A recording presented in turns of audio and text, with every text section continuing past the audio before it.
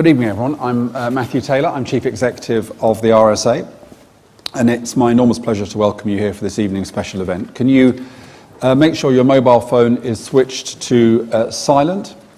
We're filming tonight and live streaming over the web, so welcome to everyone who's watching online. The hashtag is RSAAI if you'd like to get involved in the conversation on Twitter. So housekeeping notice is over. It's my enormous pleasure to introduce this evening's distinguished guest speaker, Dr. Demis Hassabis. Demis is the co-founder and CEO of DeepMind, a neuroscience-inspired AI company acquired by Google in 2014, and he leads their general AI efforts of Google, including the development of AlphaGo, the first program to beat a professional player at the game of Go. Demis is a former child chess and coding prodigy. On graduating from Cambridge, he founded the pioneering video games company Elixir Studios. After a decade leading successful technology startups, he returned to academia to complete a PhD in cognitive neuroscience at UCL, followed by postdocs at MIT and Harvard. His research connecting memory with imagination was listed in the top 10 scientific breakthroughs of 2007 by the journal Science. He's also 5 times World Games champion, the recipient of the Royal Society's prestigious Mullard Award, and I'm delighted to say, a fellow of the RSA. Demis has described his DeepMind project as, quotes, an Apollo program for the 21st century. And in his talk for us this evening, he'll offer us some of the latest insights from the frontiers of artificial intelligence research. Just as we are here at the RSA, Demis and his team are interested in how we harness the incredible accelerating power of technology for the benefit of all humanity, not just an elite. And tonight, we're delighted that Demis will focus on AI's potential to help solve some of our greatest global challenges, from healthcare to climate change. Demis is going to speak for 20-25 minutes. We'll have a conversation up here, and then we'll bring you in for questions. So without further ado, please join me in welcoming Dr. Demis Hassabis.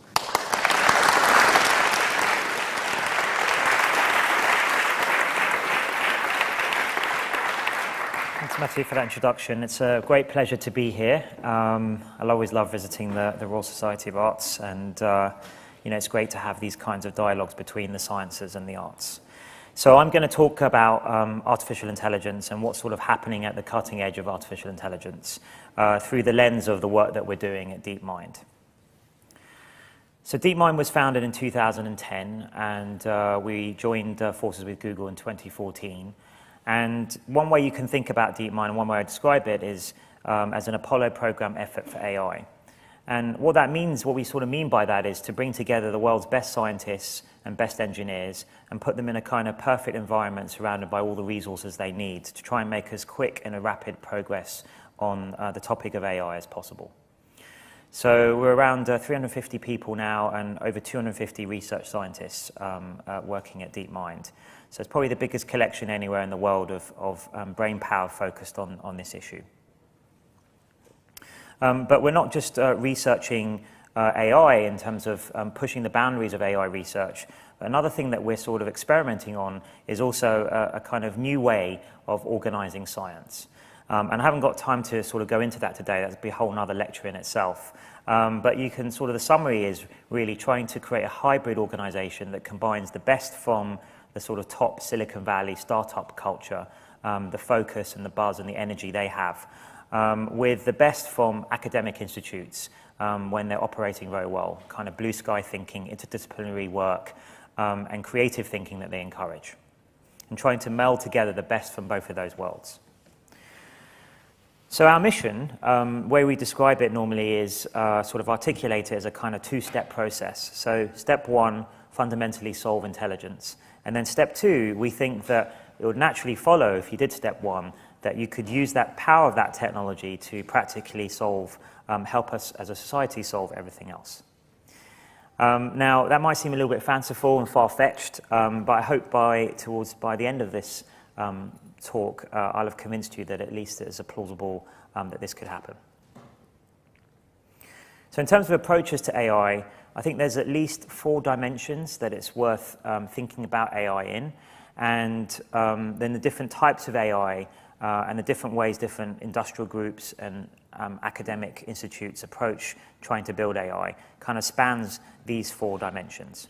So the first and probably most important one is the idea of learning systems, systems that learn directly from their experience or from raw data, versus handcrafted heuristic systems. So systems where they've been specifically pre-programmed with a particular solution to a problem. So there's learning versus handcrafted. Second dimension is the idea of generality versus a special casing or specific purpose. So what many systems are is they're handcrafted and they're built for one particular purpose in mind. What we're interested in at DeepMind is the idea of generality. One system that out of the box can do a wide range of tasks. The third dimension that we think a lot about at DeepMind is the idea of groundedness versus logic-based. And what we mean here is that we think that for a true thinking machine to be able to think about and achieve high-end tasks, they need to be grounded in a sensory motor reality. So they have to experience the world around them through their senses and ground the knowledge that they acquire, ground it in this sensory motor experience. And opposed to that are logic-based systems or symbolic systems that are hand-coded. And the problem with those systems is when they interact with the outside world, with real events, they find it very difficult to map the logical knowledge they have to these real-world messy situations that they find themselves in. And in fact, a lot of the AI research that went on in the 80s and 90s at places like MIT were actually based around these logic-based systems and expert systems. And they only got so far, and then they couldn't encode things like a common sense because they weren't ultimately grounded in perceptual experience. And then the fourth dimension we think a lot about is the idea of active learning versus passive observation. So a lot of AI systems that you'll be using today, that you use every day, like image recognition or voice recognition, they're kind of passive observation systems. They get in some data, and then they try and classify that data in some sense. What we're interested in instead is active agents. So agents that have a goal in mind, that actually have actions they undertake and direct their own learning. So actually decide what they should explore. So at DeepMind, we are kind of committed to sort of the left-hand side on all four of these dimensions, these continuum. And so what we're interested in sort of building is general-purpose learning systems. So systems that are, at their heart, they learn how to do things and master tasks rather than being given the solution by the team of programmers. And this kind of AI is often dubbed artificial general intelligence to distinguish it from the normal everyday AI that's out there. Now, one of the biggest and obviously most famous sort of watershed moments in AI history was when in the late 90s, Deep Blue, IBM's Deep Blue beat Garry Kasparov. And of course, this was a huge technical feat, very impressive technical feat. But actually, Deep Blue was an example of one of these, what we would call narrow AI systems that was special cased and pre-programmed for one particular purpose, in this case, playing chess. And the way Deep Blue worked was by a team of very smart programmers working hand in hand with a team of very smart chess abilities in chess to end up playing the game of chess very well.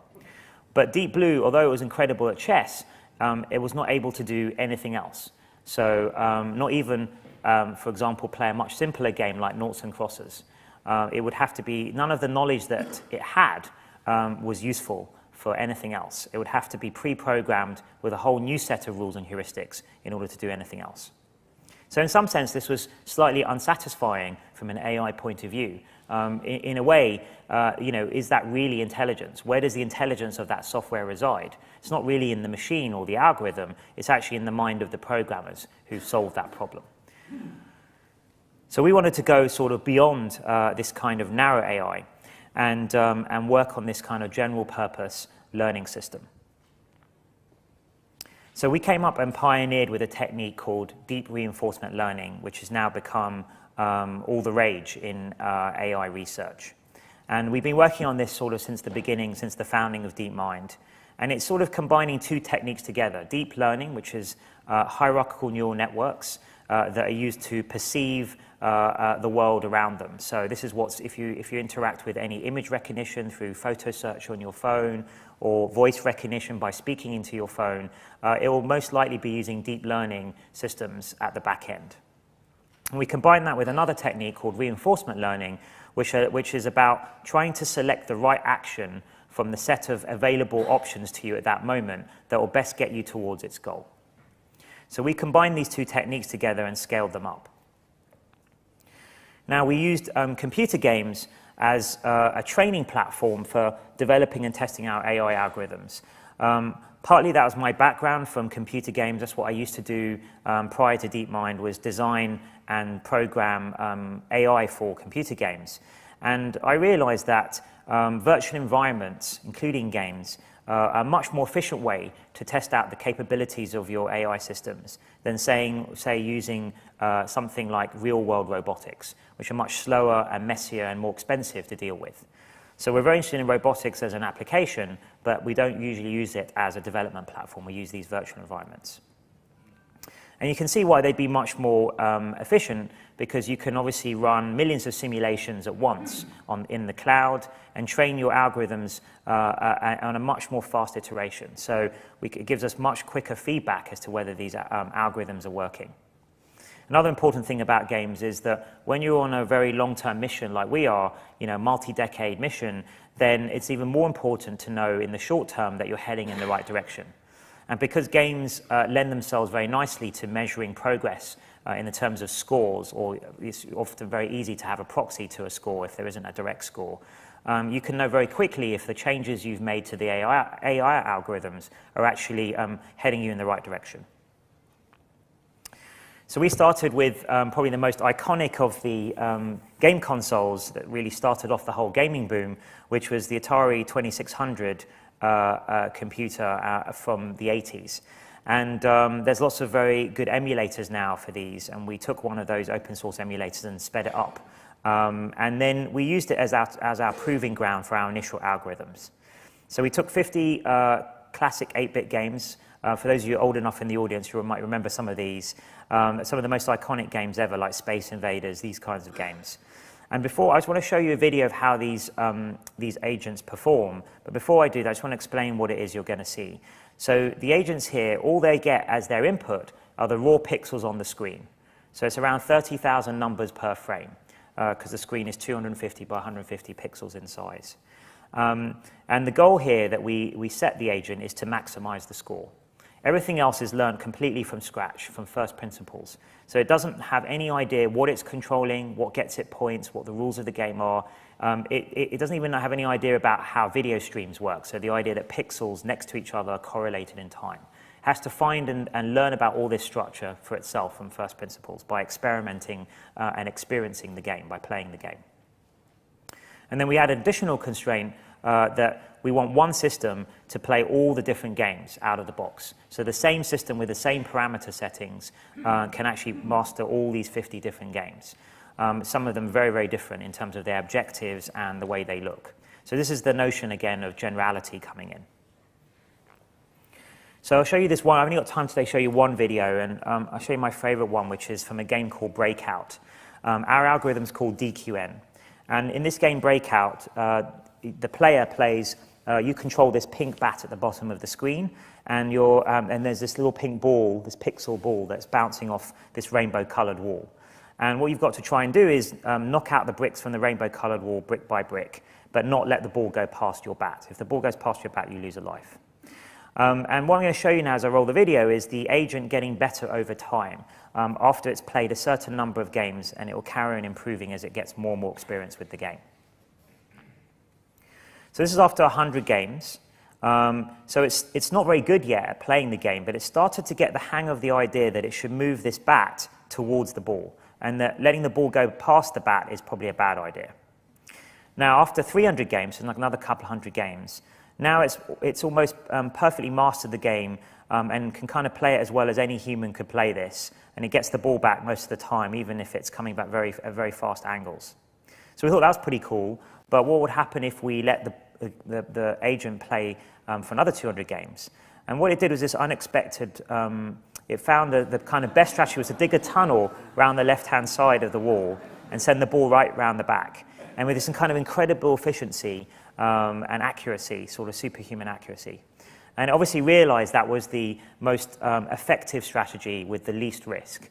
And so would aim for that strategy from the beginning of the game. And the funny story about that is that obviously we researchers who created DQN are absolutely amazing researchers and programmers, but they're not so good at playing these Atari games themselves. So they actually learned something they didn't know about this strategy, and they learned something from their own system. So that's pretty funny. If you think about the power of general learning systems like this, they can actually master things, complex things that even the programmers don't necessarily know how to codify. So then we took this a big step further, these kinds of systems, and earlier this year we created a program called AlphaGo. And AlphaGo is a program to play the ancient game of Go. Now, for those of you who don't know, this is what a Go board looks like. There are two sides, black and white, and players take turns to put these stones on the vertices of a 19 by 19 board. So this is what the board looks like, and the board initially starts empty, and then it starts filling up with stones. And the aim of the game is to surround your opponent's stones with your ones, or to wall off empty parts of the board and surround empty parts of the board and capture it as territory. And the aim of the game is to, at the end of the game, it looks something like this, where the board has been mostly filled up. And then you count up the amount of territory that white and black have walled off with their stones, and you add that to the number of capture stones that you've taken. And the player with the most points wins the game. So in this case, it's a very close game, but white would win this game by 1 point after the count up. Now, the thing about Go is it has only 2 rules, incredibly simple. I could teach it to you in sort of 5 minutes, but it leads to the most profound complexity. So the history of Go is actually a long and storied one. So it's over 3,000 years old. It's invented in China. And it's considered to be much more than just a game. It's in China, and ancient China especially, it was considered to be something more akin to poetry or music, so a kind of art form. And in fact, it almost had a spiritual sort of dimension in terms of embodying the mysteries of the universe within this game. And Confucius wrote about it as one of the 4 arts that had to be mastered for any true scholar. So for 3,000 years, there's been this massive tradition of playing Go. And today, it's as popular as ever. It's 40 million active players and 2,000 professionals. And in fact, in Japan and Korea and China, where basically they play Go instead of in the West where we play chess, there are professional Go schools that if you're a kid who's 6 or 7 or 8 years old and you're spotted to have talent at your normal school, then you'll be taken out of your normal school and put into one of these Go schools to play Go 12 hours a day, 7 days a week, sort of live and breathe Go all through your adolescence. So it's kind of amazing how seriously they take this and how important this game is to the culture of these Asian countries. And one way to just quickly illustrate the complexity of the game that arises out of these very simple, elegant rules is the fact that there are more possible board configurations in Go than there are atoms in the universe. So there's 10 to the power 170 possible positions in Go, and there are only around 10 to the power 80 atoms in the observable universe. That's estimated. So there's no way you can kind of brute force calculate what's going to happen in Go. Even if you took all the compute power in the world and ran it for 1 million years, that wouldn't be enough compute power to enumerate all the possibilities in Go. So that explains, why Go is so much harder for computers to play than something like chess. It's because this kind of brute force search that was used to master chess is not tractable for Go. And this breaks down into 2 main challenges. Firstly, this search space of possibilities is really huge. In Go, in an average position, there are 200 possible moves, whereas in chess, in an average position, there are about 20. So Go has an order of magnitude larger branching factor, that's called in computer chess. So Go's an order of magnitude more complex from that point of view. But the second challenge, which is even harder, is that it was thought until AlphaGo came along that it was impossible to write what's called an evaluation function to determine who is winning in a particular position, whether black or white is winning and by how much. Now in chess, it's relatively easy to write an evaluation function because chess has a concept of materiality. So a queen in chess is worth 9 points, and a rook is 5, a knight is 3, and so on. So if you add up the pieces on both sides of the board and you count out how many points there are, at a first approximation, that will indicate who is winning the game. And so that's already a good heuristic for an evaluation function, and there are many others that you can codify that build up and taken together can give you a very accurate picture of who's winning. In Go, all the pieces are the same, they're just stones. So there's no concept of materiality, so there's no shortcut to figuring out who is winning. The other problem with Go is that it's a constructive game. The board starts empty and it fills up. So if you're trying to evaluate a complex mid-game position, you also have to project into the future about what it might happen. Whereas in chess is a sort of destructive game where, in the sense that the board starts off full with all the pieces, and as the game goes on, it simplifies. Pieces come off the board. So at any moment, you can evaluate the position right now, and that has the full information. You don't have to sort of project into the future as to how the board might fill up. So to get around this complexity, the way humans get around it is that they use their intuition and their instinct. So in fact, Go is a much more intuitive game than chess. Chess is much more about calculation and enumerating the possibilities. Go is much more about feel and instinct and intuition. And in fact, if you ask a top Go player why it is they made a particular move in a complex position, often they'll tell you it just felt right. Whereas a great chess player will never say that. They'll tell you, I'm planning A because I thought B was going to happen, and then I would do C. Now, that plan may not pan out. It may not be a good plan, but they'll usually have an explicit plan in mind. Whereas with Go players, it's much more intuitive and implicit. So these things, even that idea of intuition, trying to codify that, as you all know, intuition is not normally associated with computers, whereas calculation is. And that's one of the reasons why it makes Go so much harder. So to get around these two challenges, we turn to neural networks, and we train 2 neural networks, one each, to get over each of these 2 challenges. So the first network we trained was called a policy network. And what this did was we downloaded 100,000 games from an internet Go server from strong amateurs playing Go on the internet. And we tried to train a neural network to predict in any position what a human player would do next. What move would they make next? And what that means is that instead of having to look at all the 200 possibilities every time you're in a position of legal moves, you can actually just narrow it down to the top 3 or top 4 most probable moves and concentrate on looking at those. The second neural network is what allowed us to have this fabled evaluation function. We call it the value network. And the way we created this is we took that first network and we had it playing against itself 30 million times to create 30 million training games. And with each game, we know who wins, we know all the intermediate positions. And from that, the system, AlphaGo, learns over time how to predict the end result from any of the earlier positions. And over time, after each of these games it's playing, it gets incrementally slightly better each time. It learns from its mistakes and its prediction errors that it makes. And each time it slightly improves itself, almost imperceptibly with each game. But after a few million games, you end up with a highly accurate evaluation function that's sort of as good as any human can evaluate positions. So armed with these 2 neural networks, this cuts down that huge search space I was talking about to something much more tractable. So it was time to sort of challenge some of the top players in the world.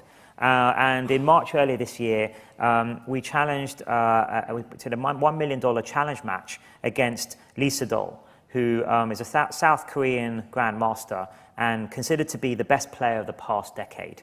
So he's a kind of complete legend of the game. He's won 18 world titles, and I like describing him as the sort of Roger Federer of Go.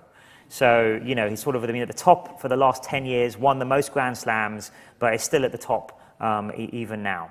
And so AlphaGo, we challenged Lee Sedol, and it was a huge deal in Asia, and especially in Korea and China, where the whole country actually came to sort of a standstill watching this match. Here are some pictures of these 2 pictures here of the press conferences we had. Absolutely, completely filled these huge ballrooms in the hotel I think it was the biggest ever press conference that Google had ever had. I think it was like 1,000 journalists or something. There was also at one point during the middle of the match, it was on every single national TV station live. So literally, you were in the hotel flicking through all the TV stations, and they were all covering AlphaGo. And it was even on these jumbo screens in the shopping centres and other things. It was quite an amazing experience, actually. And many of the Go world and the AI world had thought that it was at least going to be another decade before a program like AlphaGo came along that could master the game of Go and beat the world's best players because of these complexities I've just talked about. So it was thought to be at least a decade away. And even on the evening of the match, when they interviewed Lee Sedol, he felt that he felt confident he would win 5-0, and even losing one game would be unthinkable for him. But in the end, as some of you will know, AlphaGo actually emerged victorious, winning 4-1, and therefore sort of causing a huge splash in both the Go worlds and the AI worlds, a decade before its time. And if you want to read about the details of how the algorithm works, we published a front cover article in Nature that details out all the sort of scientific advances we had to do to create AlphaGo. Now, the culture of the impact of the match was huge. 280 million viewers watched the 5 games overall, 60 million in China just for game 1. And so there's more viewers, I think, than the Super Bowl. 35,000 press articles were written about AlphaGo in this match over that week. And the thing I'm actually most pleased about is it really sort of had a big breakthrough in terms of the consciousness in the West about this great game Go, and actually boosting its popularity. And one measure of that there were more than 10 times more boards and pieces sold online from the online places you can buy these than normally around that time of year. So I hope this is going to lead to an explosion of people taking up Go, especially in the West. Now, not only did it win this match, the other thing that was pretty amazing was the way that AlphaGo won and the kinds of strategies that it came up with. So I haven't got time to go into many. There were so many amazing moments, but I'm going to try and explain to you the significance of one of the famous moves that it did. And just as another point to the tradition of Go, because the game's so intuitive and so revered, and the best players are like legends of the past, often as well, when a really amazing move is played in a very important game, that move will go down in legend too, and it will get a name, and that game will get a name, and it will be sort of studied over hundreds of years by many, many students of the game. And we think that some of the games in this AlphaGo match will end up being remembered like that. And this is my favorite move. This is move 37 from game 2. And AlphaGo here is black, and Lee Sedol is white, and it's quite early in the game. And AlphaGo on move 37 played this move here on the right-hand side, that black stone with the white triangle there showing you where it's been put down. Now, I just want to try and explain to you in 1 minute why that was potentially historical. So we'll see if this works. So there's 2 very important lines in Go that basically the whole game revolves around. So there's the third line, which is here. Now, if you play on the third line, what you're telling your opponent is that you're trying to capture territory, wall off empty parts of the board to the side of the board. So this sort of side. If instead of that you play on the fourth line, what you're telling your opponent is that you're giving up territory on the side of the board, but instead what you're going for is influence and power into the center of the board. And the idea of playing on the fourth line is that that influence and power that you pick up later on can be converted into territory elsewhere on the board, right? And that territory that you get elsewhere on the board will make up for the territory that you're going to lose on that side of the board. And for 3,000 years, the received wisdom has been that the third and fourth lines are a fair trade. So if one player plays on the third line and the other player plays on the fourth line, the influence you get balances out the territory that you lose. And that's been the kind of proverb, if you like, of how to play Go. One of the key things of playing Go. So instead of that, what AlphaGo has done with move 37 is it's played on the fifth line. So this is kind of completely unthinkable to do this, right? It's hard to explain how kind of unthinkable this is. To the extent that no Go player would even, human Go player would even consider this move. because the fifth line means that you're giving away territory from the fourth line, which is, a huge amount more area to the side of the board, right? And we think the reason why AlphaGo likes this is that perhaps humans have been undervaluing influence in the center of the board for 3,000 years, and maybe it's more useful than all these human experts had thought. And it turned out in game 2 that this, of course, anyone can come up with a random new move, right? We could all do that too. But the interesting thing about Go as an art form is that it's kind of like objective art, in the sense of you can say, oh, well, I think this move is a good move, but ultimately what it comes down to is, did you win the game, and was it related to that move? And in game 2, this is actually what happened, is that around 50 moves later, so a long time later, that stone ended up affecting the fighting that happened in the bottom left of the corner, the other side of the board. And these two stones here, marked by the white triangle, they ended up spilling into the center of the board and connecting up around 50 moves later with that stone, that move 37. So it was almost like AlphaGo had presciently seen this sequence of events and how that stone was going to be positioned just perfectly to help that fighting in another part of the board. So, I've said that was a pretty astounding move, but you don't have to take my word for it. What I want to just show you is this quite amusing clip from the live commentary of the match. So just to explain who these people are, this is the English commentary stream. Obviously, there was the Chinese and the Korean and the Japanese commentary streams. This is the English commentary stream. And these two guys are both professional Go players. And on the right is Michael Redmond, who is 9 Dan. 9 Dan is the highest level of Go you can get to. And he's the best Westerner, the only Westerner to have ever reached a 9 Dan level. I think he left the US when he was sort of 18 and has lived and studied in Japan ever since. So he's the greatest Westerner sort of ever. And we had him commentating on this move. So let's just see his reaction to move 37. And bear in mind, so this is the commentary room, and he's watching what's going on in the game room via that laptop in front of him. From the Google team was talking about is this kind of evaluation value. That's a very surprising move. I thought it was a mistake. So you can see that he's not even sure where the piece is, because and later on they go on to speculate that maybe our lead programmer who entered the moves into the computer had misclicked and put it in the wrong place. That was how unthinkable that move was. So that was the reaction. And since then, the whole Go world has been studying all these 5 games for these nuances. And now we're seeing human players, expert players, starting to play on the 5th line and use these kinds of motifs.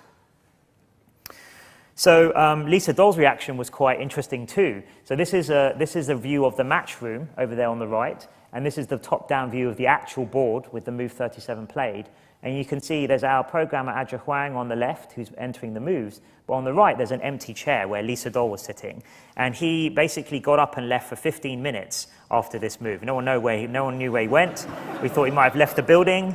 So it turned out that maybe he just went to wash his face or something. So it was that's how sort of shocked he was too.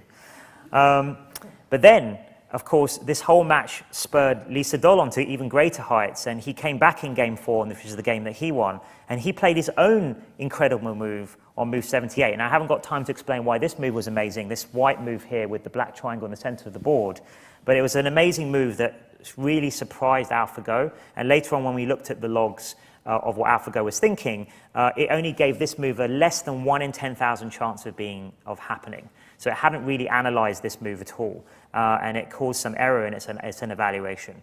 So I think this move also will go down in history as well, most likely. So some really incredible Go that was played during these matches.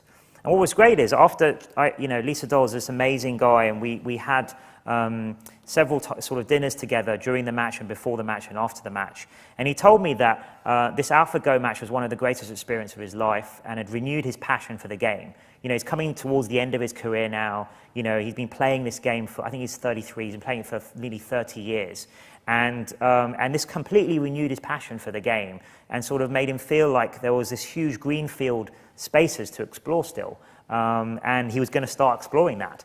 And, what's interesting is see some direct quotes from his interviews afterwards in the Korean press. My thoughts have become more flexible after this game. I have a lot of new ideas and I expect good results. and I decided to more accurately predict the next move instead of depending on my intuition. So that's really interesting. Playing against AlphaGo it made him think that he shouldn't just automatically go with his intuition that he's trained over 30 years, but should more explicitly think about new ideas. And in fact, he's ended up over the last few months since the match having an amazing win record against and won a couple more titles against the other top human opponents. So I'm just going to sort of end here, this section a little bit. We're just talking about intuition and creativity. So I've talked quite a lot about intuition, but what do I mean by it? And what I want to just unpack it a little bit, especially for this audience as we're at the Royal Society of Arts here. And I'm not saying these are full, encompass everything about intuition and creativity, but just with sort of operationally within the domain of Go, I think these are reasonable definitions. So by intuition, what I'm meaning is the implicit knowledge that's acquired through experience, but is not consciously expressible or accessible. So you can't explain how you know this stuff to someone else, and you can't even explain it to yourself or access it yourself. So you might ask, well, if you can't explain it or access it consciously, how do we know it's even there? Well, of course, we can test the existence and the quality of this knowledge behaviorally by giving probing tests. So in Go, this is easy. You can just give someone a Go board and evaluate the quality of the output that their intuition is going to come up, what the kind of move they come up with is. Secondly, with creativity, one way to operationally define that would be the ability to synthesize the knowledge you currently have, these building blocks you have, to produce a novel or original idea in the service of some goal. And I think, if you've seen with Move 37, I think it's pretty clear that AlphaGo demonstrated both of these abilities to quite a high level, albeit, of course, with the caveat that this is still a very constrained domain of the board game Go. So one other important aspect of our research at DeepMind is systems neuroscience and getting inspiration from not just from mathematics and machine learning, but also from how the brain works. And we really stress the word systems because what we're interested in is the algorithms and the representations and the architectures the brain uses, not necessarily the low-level biological details, the implementation details. Because obviously, the substrates are different. You've got computers on silicon, and you've got, our wetware, which is made out of carbon. So there's no reason why necessarily the implementation should be the same. But certainly the algorithms and the architectures could have some important clues as to the capabilities the brain has that we would like these machines to have. So we talk a lot at DeepMind about systems neuroscience-inspired AI. And here's a list of, I haven't got time to go into these, of areas, high-level areas that we're actively researching now that are partially inspired by the latest thinking about how the brain accomplishes these things. Memory, attention, concepts, planning, navigation, even imagination. And I studied quite a few of these areas, memory and imagination, for my PhD, which was in cognitive neuroscience. And in fact, I honed in on one of the areas of the brain called the hippocampus. And the hippocampus is at the center of your brain, and it's well known that if you have damage to the hippocampus, then you become amnesic. But actually, the hippocampus is responsible and heavily involved in all of these other capabilities as well, not just memory. And one of the projects that we have ongoing at DeepMind, and one of the ones I'm personally involved in, you can think of loosely as trying to create an artificial hippocampus with all the capabilities that it has to link in with these neural networks that we've already built for things like the Atari games. So I just want to end by talking a little bit about real-world applications. So I've talked a lot about games, and I've explained why we use games, because they're a very efficient domain to develop these algorithms in. But of course, we're not just interested in solving games for its own sake. What we want to do is actually build these general-purpose learning algorithms in such a way that they're general enough that they can be transferred into the real world and actually applied to all sorts of really important problems that have high impact for the good of society. We've already announced some collaborations with the NHS, looking at things like image recognition to help diagnosis of head and neck cancers, also eye retinal scans to look at macular degeneration. We're interested in robotics, and we're also interested in sort of slightly more left field things that you might not expect these sorts of AI algorithms to appear in, including most recently, which I think is pretty cool, is our work with data centers. And what we did, of course, Google has huge data centers, some of the biggest ones in the world, perhaps the biggest ones in the world, and they consume a lot of power. I think the latest estimate I read somewhere was about 2% of the world's power is currently used in data centers around the world, by data centers, cloud computing. And that's only, of course, only going to get more as more and more of our compute power is going into the cloud. And what we did is we used a similar system to AlphaGo, but instead of playing Go, we applied it to the cooling systems in the data centers to try and increase the energy efficiency of these data centers.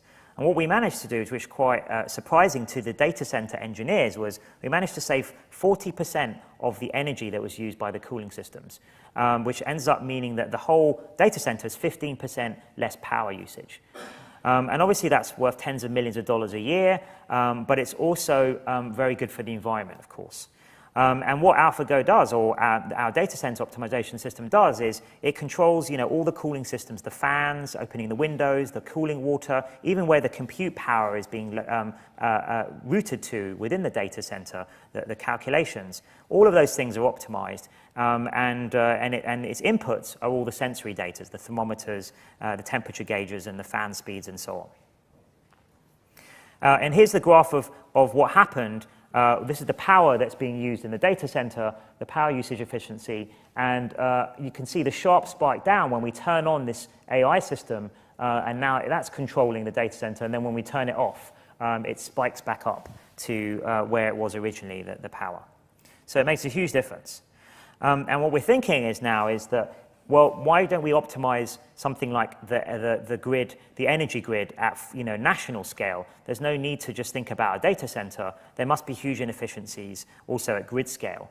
So if that's true, and we're investigating this now, maybe we could save 10% of the energy consumption of a country, which obviously has huge implications for climate change and other things. I'm just going to end with our most recent work, which I thought would be fun for this audience as well, because it's sort of creative too. We also, just last couple of weeks, hot off the press, we announced that we now have one of our models called WaveNet is now the best text-to-speech system in the world. So text-to-speech systems are used for speech synthesis. So if you speak to your phone and it tells you back the result, the voice that it uses is speech synthesis. And most of the time, the current state-of-the-art models are called concatenative models. And what they are is that, basically, is that they get an actor to speak for 30 hours, lots of dialogue, and then they chop up that dialogue into syllables. And then when you ask it to speak something new, it stitches back those syllables together. And that's why they sound a bit warbly, and also why they sound a little bit robotic. Instead of that, WaveNet, actually our learning system, actually learns to model the raw waveform, the raw audio waveform directly. And it actually generates these raw waveforms rather than stitching together syllables. And a waveform looks like this, and it sounds like this. It's one small step for man, one giant leap for mankind. So obviously that's a very famous waveform. And that's what Neil Armstrong's voice as a waveform looks like. And what our system was able to do is 50% better than these concatenative systems. So state-of-the-art, so perfect would be a human actually reading it out directly, and that's the green bar. And the best of the current state-of-the-art is the red bar. And you've seen that WaveNet, which is the blue bar, reduces the distance between the best models out there today to perfect human level by more than 50%. So I'm just going to play you a couple of samples so you can hear for yourself the difference, hopefully. So, there's two samples. One is going to be from the concatenative system and then from WaveNet. And it's about a strange film, I think, because this is one of the 100 test phrases that Google uses to evaluate how good a system is. So this is the concatenative. The Blue Lagoon is a 1980 American romance and adventure film directed by Randall Kleiser. And this is WaveNet. The Blue Lagoon is a 1980 American romance and adventure film directed by Randall Kleiser. So hopefully you agree that the second one's better, and at least 86% of people did in our user tests, and more natural sounding. But just a fun thing that I haven't shown before is you can use this to not only model waveforms of speech, but you can also model waveforms of music. And one of the kind of holy grails, I guess, of AI has always been, can we generate music and composition? And I think we may be on the cusp of that now. And the beginning, this what I'm going to show you is bits of piano music. It was trained on, I think, a bit of Rachmaninoff and that kind of music.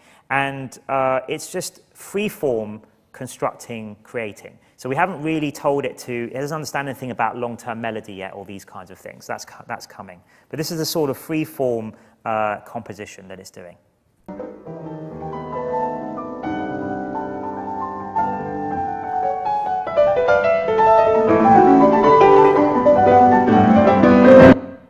And then the second one.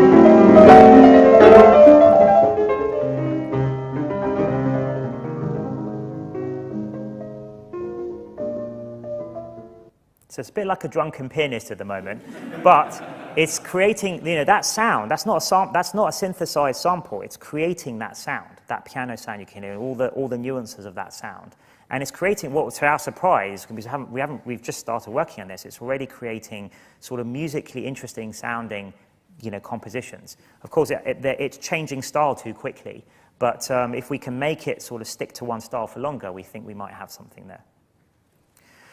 So I just want to end by coming back to my last slide on this idea of solving intelligence and then using it to solve other problems. We really think about AI as a kind of meta solution to all these other issues. And if we can sort of fundamentally solve AI and make intelligence abundant in this learning fashion, then we think there are all sorts of areas where we can apply this to. The two I'm most excited about are science and healthcare, and actually having systems that can deal with huge amounts of data, more data than any human experts can keep in mind and make sense of, and actually try and surface interesting insights that then the top human experts can take on and theorize about and make quicker breakthroughs with.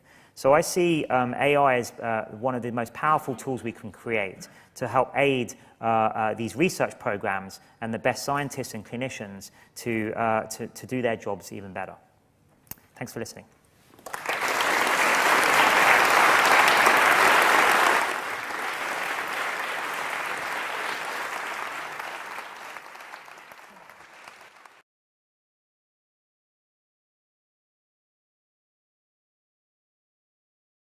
He'll offer us some of the latest insights in the frontiers of artificial intelligence research.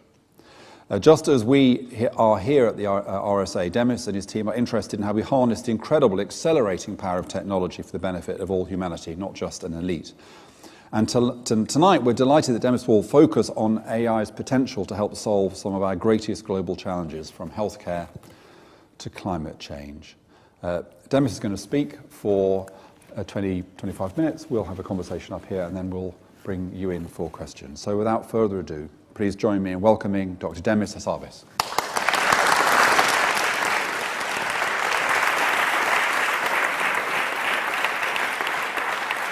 Thanks, Matthew, for that introduction. It's a great pleasure to be here. I'll always love visiting the Royal Society of Arts, and it's great to have these kinds of dialogues between the sciences and the arts.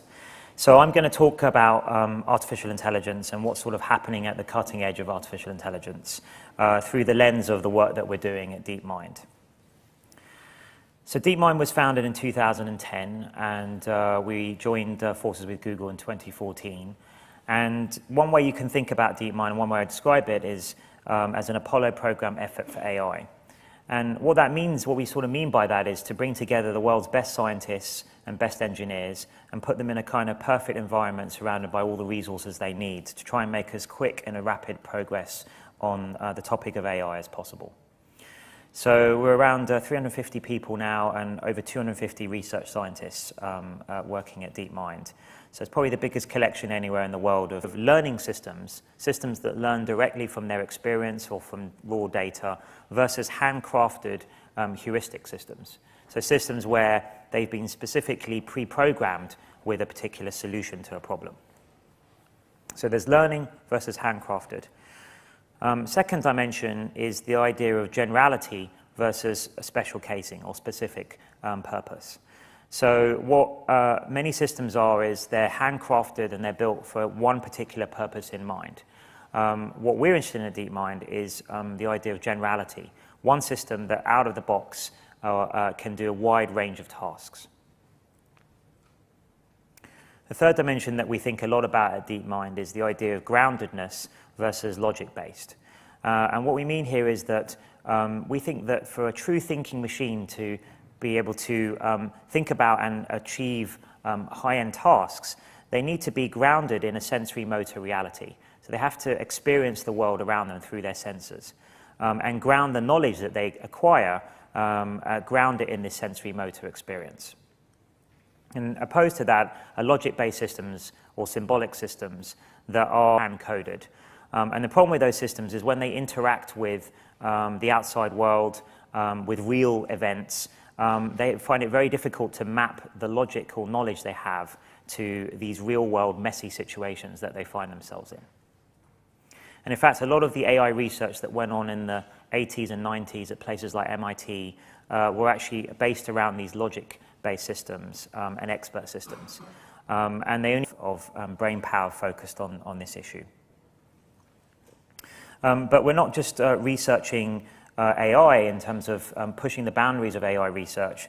Another thing that we're sort of experimenting on is also a kind of new way of organizing science. And I haven't got time to sort of go into that today. That'd be a whole other lecture in itself.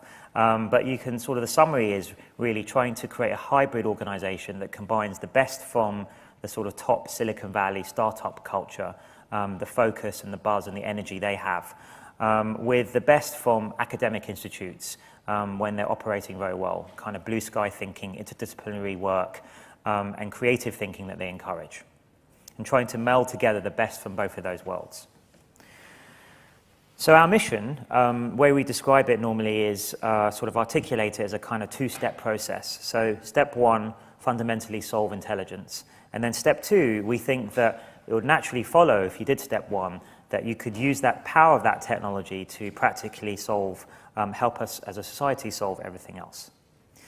Now, that might seem a little bit fanciful and far-fetched, but I hope by the end of this talk, I'll have convinced you that at least it is plausible that this could happen.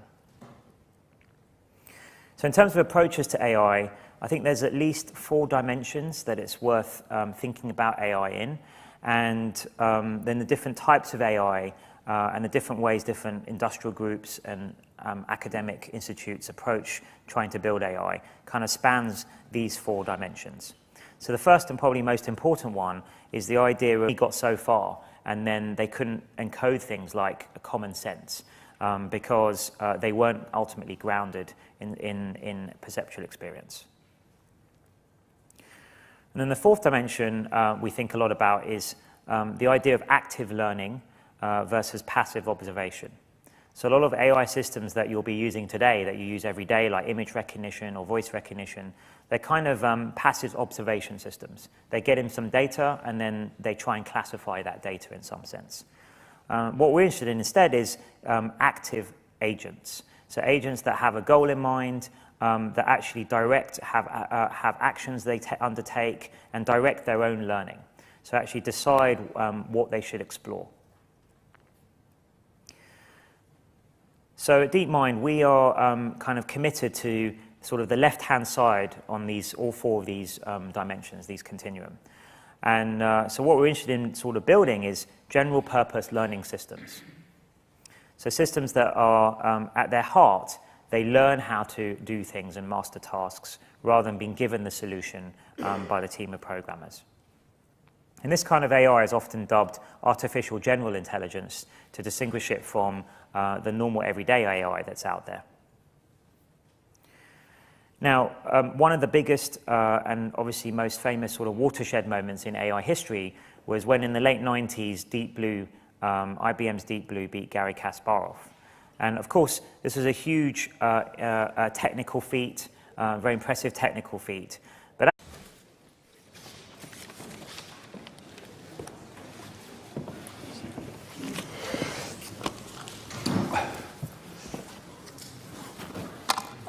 Good evening, everyone. I'm Matthew Taylor. I'm Chief Executive of the RSA, and it's my enormous pleasure to welcome you here for this evening's special event. Can you make sure your mobile phone is switched to silent?